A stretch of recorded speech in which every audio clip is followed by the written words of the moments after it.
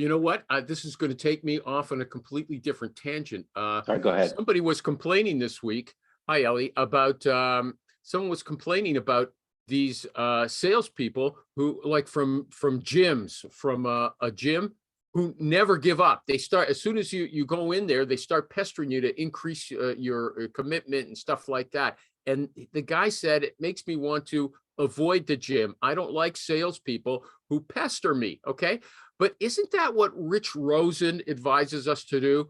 Send, and Tom Tuna, cold call until one of you dies. Okay. And Rich said, that's good. You want them to hear your name as often as possible. You just said that these serial applicants are doing the same thing. Okay. And it has a negative effect. Would you say that? How does that relate to what Rich and Tom advise? I wouldn't call until one of us dies. We've all got better things to do with our time. How many calls for you?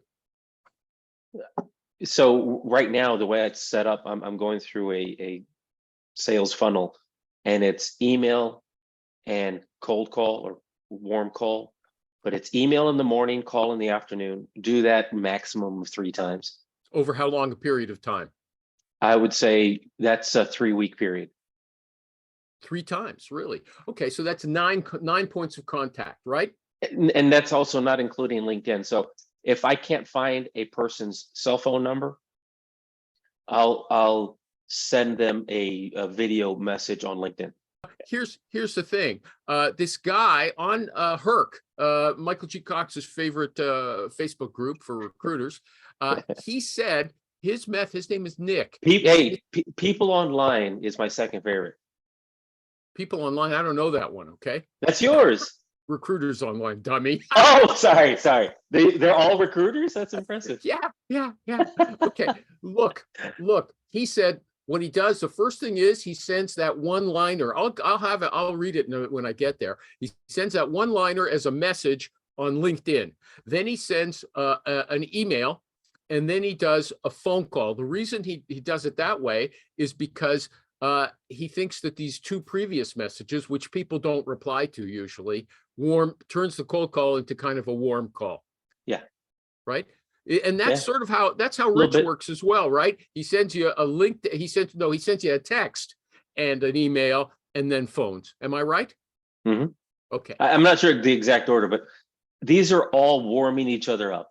And honestly, I think it has more of an effect on the cold caller than the person you're reaching out to. Man, you are heavy. Okay. Wow. That is an insight. Okay. It's psyching yourself up rather than it's making it more comfortable, because you actually, and really, you don't have to even send the email to say this, but it just feels a whole lot more comfortable to say something like, hey, David, sent you an email earlier today. Did you get a chance to look at that? And David says, no, I didn't see that. All right, no worries. Well, the reason I'm calling is, and then you're off to the races.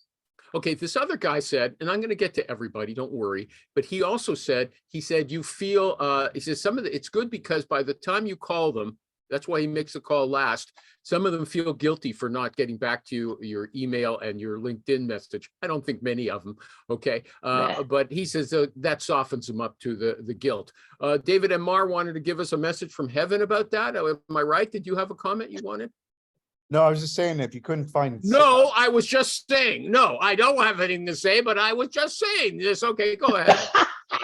That's funny. He said, Michael G. Cox said he couldn't find cell phones. And I was saying that Swordfish is a great tool to find cell phones specifically.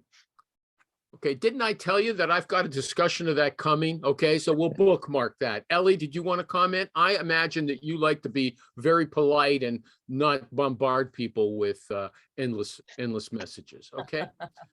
I'm in the process of figuring out my process. Okay. So I am going to be focused. So if you on want to be, that's a lifetime thing right there, man. Multiple reach out. Yeah, exactly. Okay. If you want to be around the 100 mark of best solo recruiters in America, do what Michael G. Cox says. If you want to be in the top 10, you might consider what Rich says. Rich basically is saying, hey, he'll send out emails tonight saying, got an opportunity I'm working on, think it'd be great for you. like, I think he even shares a little bit about the opportunity, but then he just says, I'll call you tomorrow. And then he calls tomorrow. No, he And sends then a text, he starts- text and an email, okay? Text and email, and then Or it could be calls. smoke signals, but whatever you do and you're sending something that gives you. I'll mention it's something else. Rich always leaves a voicemail, okay? Yeah, Always. He absolutely. said you're a fool if you don't, okay? You're So foolish. wait a minute, but we're talking about two different things. Are you talking about Rich reaching to the candidate, Yes, texting? Okay, I thought you were talking about to get business. no, but I'm Rich doing it. I'm says, doing it for business And I development, the don't same think thing. we're texting that. Yeah, but I don't think he's texting to No. no, No, business owners. That's, I don't think that so. was the distinction. Okay. okay, good, okay.